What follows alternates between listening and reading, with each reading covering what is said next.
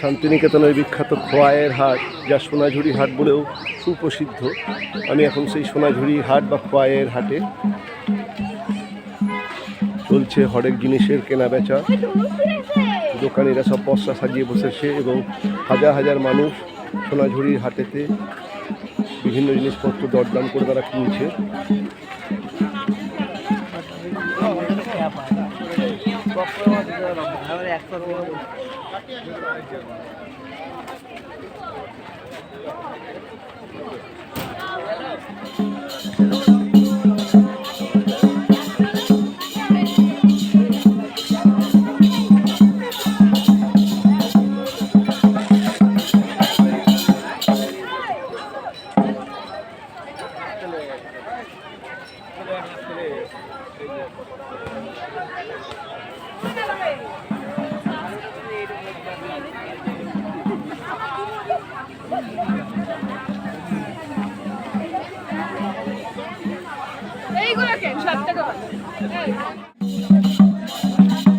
সোনাঝুরির হাট।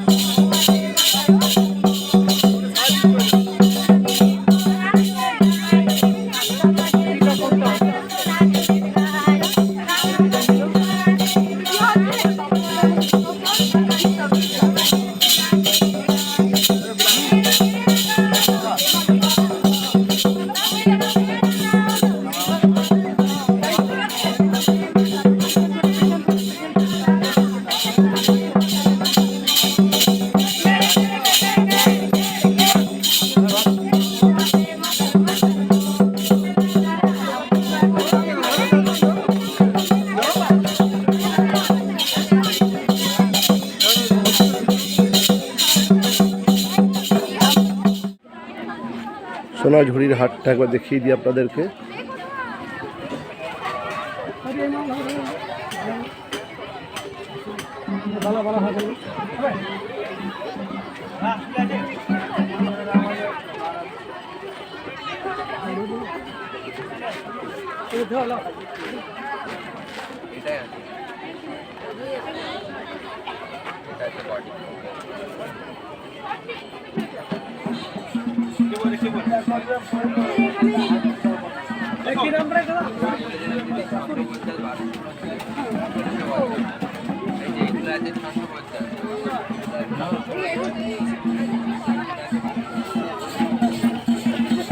বিখ্যাত সোনাঝুরির হাটে হাজার হাজার মানুষ বিভিন্ন জিনিস কেনাকাটা করছে, চলছে দরদামের পালা। এদিকে আর একটা টিম আদিবাসী নৃত্য পরিবেশন করছে।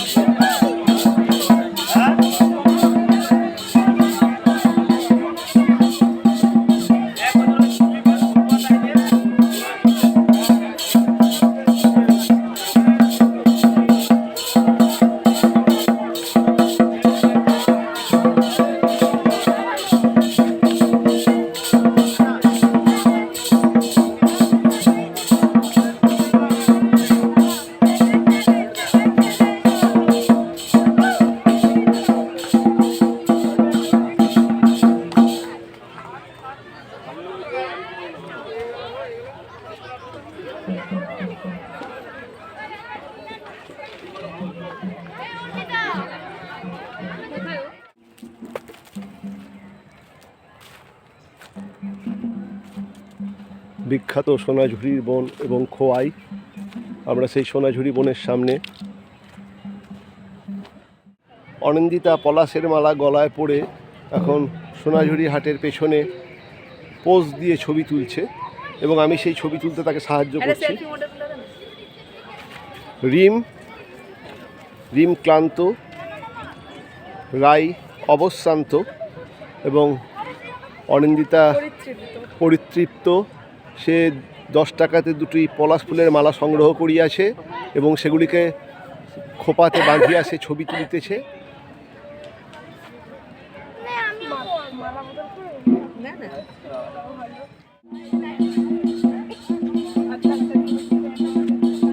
এই বাজনাটার সঙ্গে নাচতো।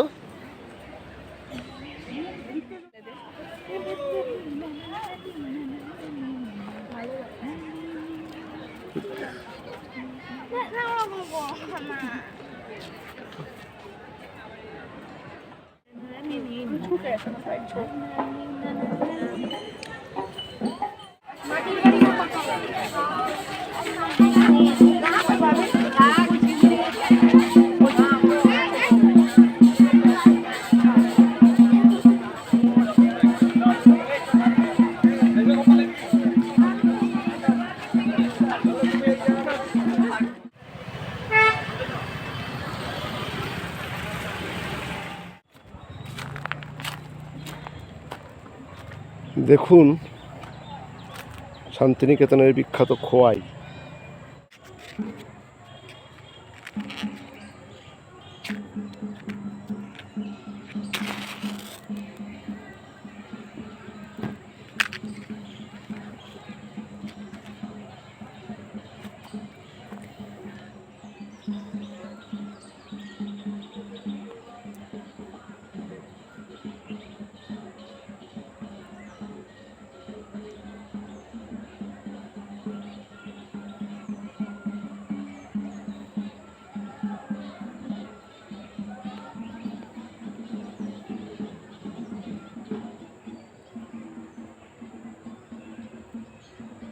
শান্তিনিকেতনের বিখ্যাত সোনাঝুরি হাটের ঠিক পাশেই রয়েছে বিখ্যাত খোয়াই। ইনফ্যাক্ট এই খোয়াই আগে ছিল এবং পরবর্তী ক্ষেত্রে এই খোয়াইয়ের পাড়েই সোনাঝুরির যে জঙ্গল তাতেই সোনাঝুরি হাট বসে।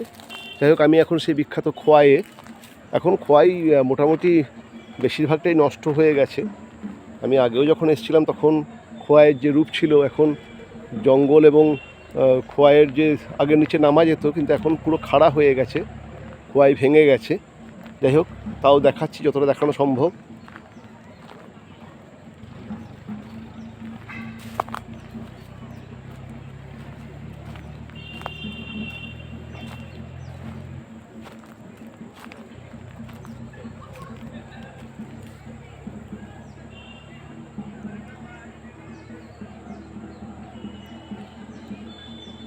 কোপাই নদীর জল এই লাল পাথর বা ল্যাটেরাইট মৃত্তিকাকে ক্ষয় করে সৃষ্টি করেছিল খোয়াই।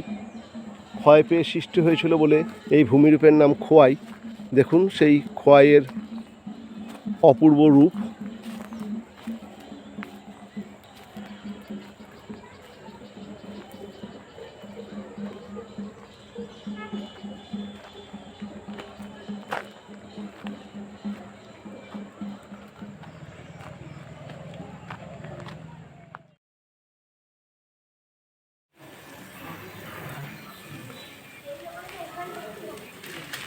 আমি এখন রয়েছি বিখ্যাত সুরুলের রাজবাড়ির সামনে।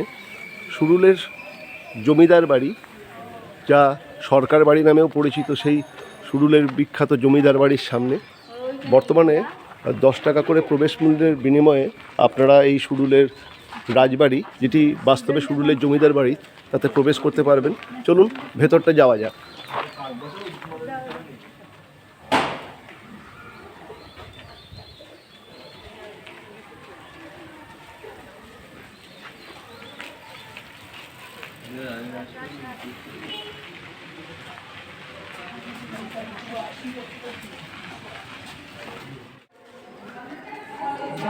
সাজিয়ে নেয় রে, তারপরে কি এতদিন করে থাকবে?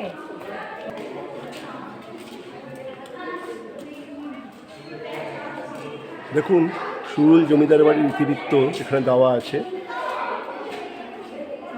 এই জমিদার পরিবারের পত্তন ঘটেছিল অষ্টাদশ শতাব্দীর প্রথমার্ধে এবং এই পরিবারের আদি পুরুষ ভরতচন্দ্র ঘোষ বর্ধমানের বাঁকা নদীর তীরে ছোট নীলপুর গ্রামের বাসিন্দা ছিলেন।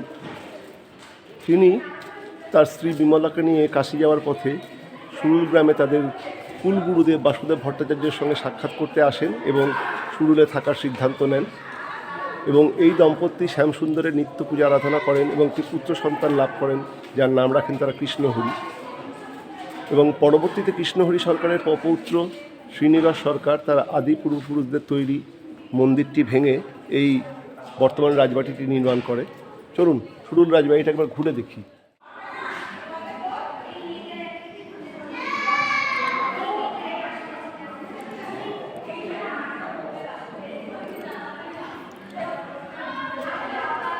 প্রায় 300 বছরের পুরাতন সুরুল রাজবাড়ির দুর্গা প্রতিমার কাঠামোটাকে একবার লক্ষ্য করুন। প্রতি বছর এই কাঠামোর উপরেই মায়ের মূর্তি নির্মাণ করা হয়। রয়েছি বোলপুর থেকে মাত্র 3 কিলোমিটার দূরে অবস্থিত বিখ্যাত সুরুল রাজবাড়িতে।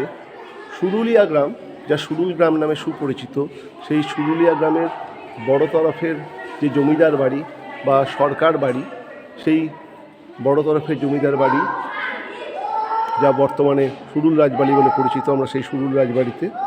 এবং দেখতেই পাচ্ছেন এটি প্রায় 300 বছরের প্রাচীন মা দুর্গার মূর্তির কাঠামো। শুরুল রাজবাড়ি খুব সুন্দরভাবে রক্ষণাবেক্ষণ করা হয়। মাত্র 10 টাকার প্রবেশ মূল্যের বিনিময়ে আপনারা শুরুল রাজবাড়িতে প্রবেশ করতে পারবেন। 5 বছরের ঊর্ধ্বে প্রত্যেকেরই 10 টাকা প্রবেশ মূল্য লাগবে। এই যে টাকাটি তোলা হয় তাই বাড়িটির রক্ষণাবেক্ষণে ব্যবহার করা লাইট লাগানো দেখতে পাচ্ছেন। এই জায়গাটিতে প্রত্যেক বছর দুর্গাপুজোর সময় একটি বিশাল বেলজিয়ান কাচের ঝাড়লণ্ঠন লাগানো হয় এবং দেখতেই পাচ্ছেন পুরো রাজবাড়িটি খুব সুন্দরভাবে রক্ষণাবেক্ষণ করা হয়েছে। শুরুল বড় তরফের জমিদার বাড়ির ঠিক পাশেই রয়েছে এই দুটি শিবের মন্দির এবং রয়েছে একটি পঞ্চরত্ন মন্দির। যদিও এই মন্দিরগুলিতে আউটসাইডার্স আর নট অ্যালাউড, অর্থাৎ বাইরের দর্শনার্থীদের প্রবেশ নিষেধ। দেখতেই পাচ্ছেন গেট লাগানো রয়েছে, কিন্তু আমি গেটেতে তালা। যাই হোক, মন্দিরগুলোকে বাইরে থেকেই দেখিয়ে দিই।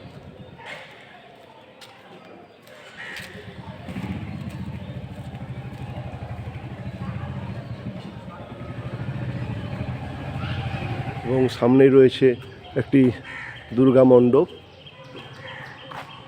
শুরুল জমিদার বাড়ির বড় তরফের দুর্গা মণ্ডপ আপনারা দেখলেন এবং এটা হচ্ছে ছোট তরফের দুর্গা মণ্ডপ।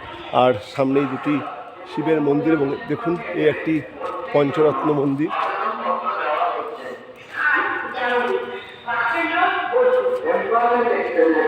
লেখাই রয়েছে আউটসাইডার্স আর নট অ্যালাউড।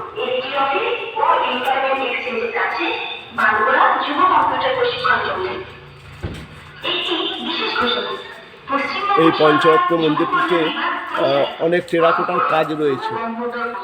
শুরুল জমিদার বাড়ি ছিল এবারে আমাদের শান্তিনিকেতনের শেষ দর্শনীয় স্থান। সেই জমিদার বাড়ি আমরা দর্শন করলাম, দেখলাম প্রায় 300 বছরের প্রাচীন দুর্গা প্রতিমার কাঠামো। এবারে আমরা শুরুল গ্রামের সরু রাস্তা ধরে আমাদের টোটো এগিয়ে চলেছে বোলপুর শান্তিনিকেতন স্টেশনের দিকে, যেখান থেকে 6টার গণদেবতা এক্সপ্রেস ধরে আমরা ফিরে যাব আমাদের বাড়ি বর্ধমান। বলে রাখা ভালো, বোলপুর স্টেশন থেকে শুরুল গ্রামের দূরত্ব 3 কিলোমিটার এবং স্টেশনের 1 নম্বর প্ল্যাটফর্মের বাইরে থেকে আপনারা পার হেড 25 টাকার বিনিময়ে টোটো পেয়ে যাবেন। আপনারা যারা শান্তিনিকেতন দর্শন করতে আসবেন অবশ্যই একবার শুরুল রাজবাড়ি ঘুরে যাবেন। আজকে আমাদের শান্তিনিকেতন সফর এখানে শেষ হচ্ছে। আমরা দুজন হচ্ছি ভ্যাগাবার্ড। তো আমাদের সাথে যদি আপনারা ঘুরতে যান তাহলে কী করতে হবে, আপনাদেরকে অবশ্যই ভ্যাগাবার্ড কলিং চ্যানেলকে সাবস্ক্রাইব করতে হবে, লাইক করতে হবে এবং কমেন্ট করতে হবে। যে কমেন্ট থেকে আপনারা একদম সাজেশনও দিতে হবে। আর আপনাদের এই সাপোর্ট আমাদেরকে আরও বেশি উৎসাহী করে তুলবে, এনার্জেটিক করে তুলবে, নতুন নতুন জায়গা এক্সপ্লোর করতে। শান্তিনিকেতন ভ্রমণ সম্পন্ন করে আমরা চলে এসেছি বোলপুর স্টেশনে এবং দেখতে পাচ্ছেন এখন বাজে 5:52। এখান থেকে 6টা 6-তে রয়েছে আমাদের গণদেবতা এক্সপ্রেস এবং সেই ট্রেন ধরে আমরা পৌঁছে যাব বর্ধমান। এবার আপনাদেরকে বোলপুর স্টেশনটা দেখিয়ে দিই। দেখুন